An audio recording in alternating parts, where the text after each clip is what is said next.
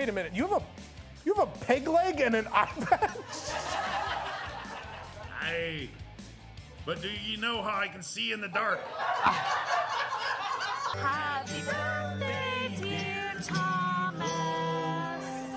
Oh, that was it. Oh! 60 points. 60 points for Mitch. Nice hit. Still gotta lick them.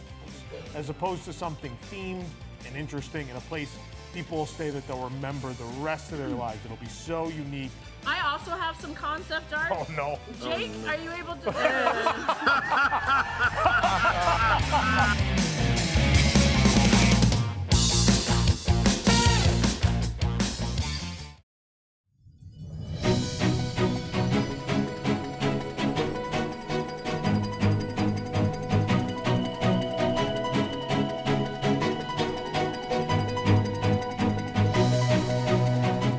This is News Today with WDW News Today. I'm Eric Morton of WDWNT.com, and welcome to today's episode. Please be sure to like this video, subscribe, and hit the notifications bell to make sure you never miss the latest from Disney theme parks around the world. Now, here's the news for August 21st, 2023. Well, we're jumping right into it. In a TikTok video that went viral over the weekend, a Magic Kingdom cast member got into a heated discussion with some guests, which ended up resulting in the termination of the cast member. Her name is Corinne Lloyd. She was working a merchandise glow cart on Main Street USA in the Magic Kingdom near closing time on a recent evening. The video begins partway through an argument, and Corinne is clearly already frustrated with the way guests behind the camera have been treating her. Corinne is in the middle of helping another guest from a different family while telling the arguing family to go to another cart. A man off screen says, "Just do me a favor, watch the attitude, all right? Watch the attitude or I'll smash all this," referring to all the products on the merchandise cart. He adds, "Don't play with me." Corinne tells him to go ahead and smash the products. Corinne reiterates that they can go to a different cart because she doesn't want to do this. A woman states, "I'm buying from this cart." Someone else can be heard saying, "Calm down, leave her alone, and it's a happy place," apparently to the fellow guests. Though difficult to hear, someone mentions the hood, and Corinne snaps back sarcastically that she's real hood, being from New Orleans. Corinne finishes checking out the other family and then quickly leaves the area with another cast member escorting her, although she does turn back and shout, "Who are you playing with?" and that she was feeling, well, effed up, apparently as a response to something a guest said or did. The text on the video asks viewers to help identify, quote, "this disrespectful Disney employee," but that backfired as the internet seemed to side with Corinne on this one. Corinne herself later shared her side of the story on her TikTok account. That was RINNYY_3. She appeared, you can go to our website to get maybe the link is on there, or you can read this. She appears in her Main Street USA costume with her name tag in front of a screenshot of cast compliments. According to her, the altercation happened about 9:45 p.m., 15 minutes before Magic Kingdom closed for the evening. She had been on her way out of the park when she stopped to help the family who purchased from her cart in the video. The second family then approached, and Corinne agreed to help them as soon as she was done with the first family. A young child who was with that second family was referred to as a baby, but Corinne says was more like an older child, began grabbing things from the cart. Corinne addressed the child as "my friend," asked the child to put the items back, and said she would help her soon. The child put the items back herself, but the family accused Corinne of grabbing a toy from the child. Corinne explains that the woman who was recording was there for a while, but another woman who could be heard talking in a video showed up after the altercation had already begun and began arguing loudly with Corinne. The guest said Corinne needed a better paying job, and Corinne replied that this was an internship as part of the Disney college program and part of her education. This is the point at which the other guests began recording. Corinne didn't feel comfortable with the situation, which is why she told them to go to another cart for their purchase. Corinne reiterates in her video that the man in the group threatened to smash everything in her cart, and the woman insisted, I'm buying from this cart, which Corinne calls a red flag. I would agree there. Corinne also explains that the woman said something about taking a person out of the hood, but not taking the hood out of that person, which is when Corinne thought maybe she's had enough and mentioned that she's from New Orleans. She explains in her video that she doesn't consider herself from the hood, though. Corinne, who is black, also stated that she doesn't believe that there is a racist issue with the incident. She admits that she let her frustration get the best of her. Corinne was suspended and later terminated. She said that Disney management called her in during the suspension and told her to come in for her shift the next day to meet with the management. And she drove to costuming only to be told within 30 seconds that she had been terminated due to her breaking Disney character. The 1980s Disney 100 Decades collection has arrived at Walt Disney World. We found the Rescue Rangers ear headband and Loungefly mini backpack, as well as Oliver & Company plush at Big Top Souvenirs in the Magic Kingdom. The collection includes a Rescue Rangers ear headband for $39.99. The ears feature Chip and Dale on the front, and Gadget Hack Wrench and Zipper are on the back. There's also a Rescue Rangers Loungefly mini backpack. It's $78. The Loungefly mini backpack resembles the Ranger plane with the Rescue Rangers logo on the front, where the propellers would be. Above the front pocket is Chip, Dale, Gadget, Zipper, and Monterey Jack. Above them is a large red circle, the front of the plane's balloon. Next is the Oliver & Company and Dodger plush set. That one is $44.99. It features the pair from Oliver & Company. The collection also should feature a pin and magic band, but we haven't seen those in the parks just yet. We will keep our eyes peeled for you. And of course, as soon as the 80s collection arrived, we saw a preview of the 90s collection online. That will be coming soon. It will include a Loungefly backpack from a Goofy movie. The calendar of upcoming collections also included images of Darkwing Duck and Belle and Beast from Beauty and the Beast, the 1990s collection. We expect merchandise inspired by them as well. The 1990s collection will be released on September 18th on Shop Disney and in Disney parks. This program is brought to you by our official travel agent sponsor, Be Our Guest Vacations. Your dream vacation begins with Be Our Guest Vacations and their concierge team of expert vacation planners. Head over to beourguestvacations.com/WDWNT and their team will design your next magical vacation. From Disney World to Disneyland to Disney Cruise Line to Adventures by Disney and more. They are also able to book unforgettable VIP tours where you and your group can experience the ultimate park day. The best part is their concierge services are 100% free, so book today. Well, there is a new Figment Loungefly, and we first saw it on Saturday morning, followed shortly by an army of eBay resellers clearing the shelves. The bag is available exclusively right now at Creations Shop, located in World Celebration at EPCOT. Creations serves as EPCOT's flagship merchandise location. Figment's face adorns the back of this glossy purple backpack with his yellow eyes stitched atop the dark features of his snout. The detailing of the stomach appears at the bottom of the bag in a brighter purple color, and his yellow horns and wings emerge from the top and back of the bag respectively. There's also a small purple handle on top of the bag, a Disney Parks Loungefly emblem that matches the bag, and color is attached to the front of the backpack on the bottom right corner. The wings are pinned to the glossy back of the backpack, the gloss contrasting with the dark purple straps. Figment appears in an icon at the bottom of the bag there, emerging from a yellow gear. His inquisitive look and light bulb over his head suggest maybe he's imagining something. The interior of the bag is lined with black fabric and has an interior pocket. The Figment iconography from the back of the bag repeats throughout the lining, and the negative space is filled with purple and yellow stars. The backpack is $88.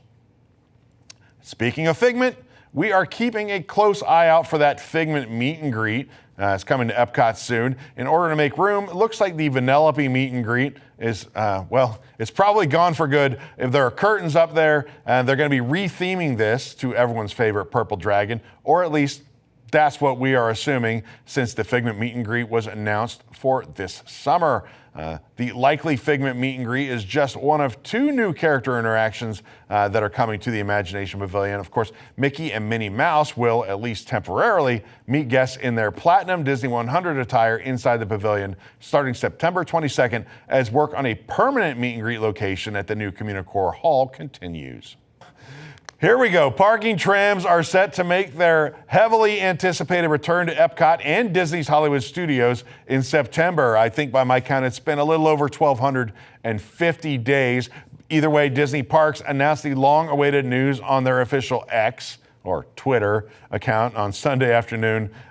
Parking trams have been absent from EPCOT and Disney's Hollywood Studios since March of 2020, when tram services were suspended at all 4 Walt Disney World parks due to the COVID-19 pandemic. All parks were closed for a short period of time, about 3 months, in mid-2020, with tram services eliminated for the sake of physical distancing when the parks opened back up in July of that year. However, even as Disney claimed the continued absence was for the health and safety of guests, distancing requirements were removed from attractions and other transportation in June of 2021. Mask requirements for transportation were lifted in April of 2022. Entertainment and buffet meals returned as Disney shed the COVID-era safety precautions. Eventually, Disney Parks announced that the services would be returning to Magic Kingdom in December. That was December 2021. The same announcement that the parking trams would be returning to other Walt Disney World theme parks throughout 2022. Well, they returned to Magic Kingdom in December of 2021 and Animal Kingdom back in May of 2022. Information regarding the return of the trams to EPCOT and Hollywood Studios was scarce following that 2021 announcement, and guests had no other option but to make the long trek from their cars to the entrances of both parks as a result. Now, 2 years after the trams first came back to Magic Kingdom, the return of parking trams to EPCOT and Disney's Hollywood Studios means that the service will once again be offered at all 4 Disney parks for the first time since 2020. I could tell you this cannot come soon enough. There's debate on which parking lots are the most difficult, the toughest walks. EPCOT, if you look at it from Google Maps or something like that, looks massive. I think the walk is easier than some of those walks at Hollywood Studios, but those I don't even know if the tram will help because the row, once you get to your row, it's like endless. You can't even see the end of it. But I know we're all happy to have these back. This is an amenity that's been gone far too long. So welcome back, trams, in a few weeks here. Disneyland hours were modified Sunday in anticipation of Hurricane Hilary, with Disneyland closing at 10 o'clock p.m., Disney California Adventure closing at 9 o'clock. They would normally be closing at midnight and 10 p.m., and of course 1 a.m. respectively for Downtown Disney, which closed at midnight. They also canceled nearly all of their live entertainment offerings that take place outdoors.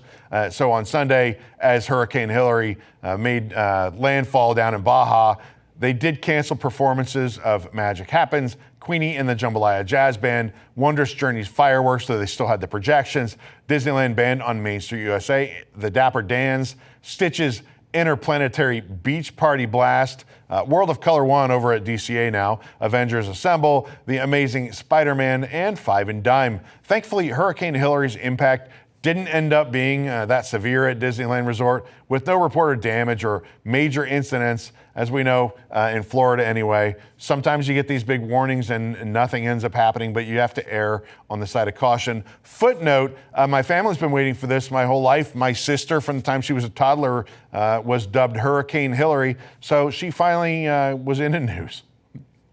Did you know there is a way that you can save big at Disney Deluxe Resorts? One of today's show sponsors, DVC Rental Store, is a great way for you to plan a luxury Disney vacation on a modest budget. You don't need to sign up for a full DVC contract. Instead, they allow you to rent the points you need for a magical stay. It really is the best way to stay deluxe at a fraction of the cost. And now, thanks to their lowest price guarantee, you will always have the best price on the market. The rooms are discounted up to 75%, and they have the largest member inventory for points, so lots of choices for you to choose from. You can search their availability for free right now, which is actually something that not all rental companies offer. And if you do choose to book, they have a great cancellation policy and a low down payment. DVC Rental Store is the #1 DVC rental company in the U.S., and one that we have actually used many times here. So head on over to the description for the link and check them out.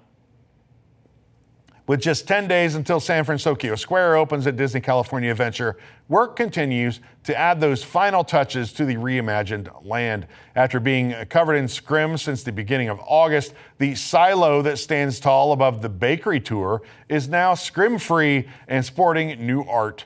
The silo has a giant logo for a Boudin bakery painted on it with Japanese characters on the logo, and beneath it, below that, 2 red and blue bands wrap around the entire silo and feature more Japanese characters. A cast members only entrance has been decorated to be an overnight delivery store. More theming has also been added to Ghirardelli's soda fountain and chocolate shop and to Rita's turbine blenders.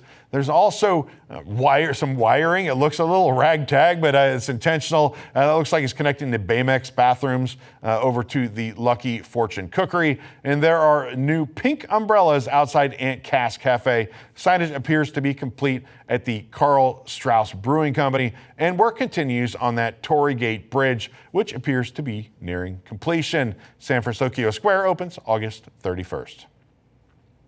2 new park trash can inspired pouches and 2 new charging cable bands were released at Tokyo Disney Resort recently. Of course, Tokyo, only they would come up with this adorable merchandise. The pouches are styled after iconic park trash can designs found at Tokyo Disneyland and at Tokyo Disney Sea. The blue pouch is modeled after the garbage cans found in and around the Tower of Terror at Tokyo Disney Sea. The cans are a deep blue with the logo for the New York City Preservation Society on all 4 sides. That's the organization, by the way. It's the attraction's backstory is dedicated to. They're dedicated to preserving the Hotel Hightower, and it's the setting for Tokyo's Tower of Terror. The green pouch is designed to resemble the oxidized copper green colored garbage cans found around World Bazaar, the park's version of Main Street, USA. Each pouch comes with an attached carabiner in a complementing color so you can clip the can somewhere handy. The back of the pouches have Tokyo Disney Resort molded into the design. The pouches sell for about $16.50. The colorful cable band set has 1 band designed to look like the streetlights in Toontown, complete with the traffic directing hands. The other band resembles the parking meters with their cheeky slot machine face design. These bands can be bent and manipulated and will hold their position wherever you put them. Each cable band is about 17 centimeters tall. The bands can be bent, twisted, and transformed freely to bundle your cables. They sell for about $11 a piece. For the absolute latest on these stories and all those that did not make it onto today's show, be sure to check out our website, WDWNT.com, and follow us on all your favorite social media platforms. You can support the entire team behind this show and others by joining the WDWNT Interglobe Society at patreon.com/WDWNT. Get access to exclusive content, discounted show and event tickets, and more. Special shout out to all the WIGS members watching who make this show happen each and every week. For the worldwide leader in Disney Parks news, this is Eric Morton saying, enjoy the rest of your today and have a great, big, beautiful tomorrow. Now on WDWNT TV, it's Boxed In. Boxed In is a casually chaotic show featuring WDWNT personalities Eric Morton and Jill Diffendahl, unboxing Disney merchandise and viewer packages, along with a few friends and a bossy little Pomeranian.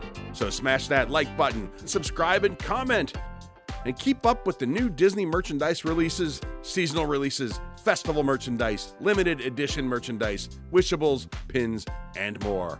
Join us Fridays at 7 p.m. Eastern on WDWNT TV.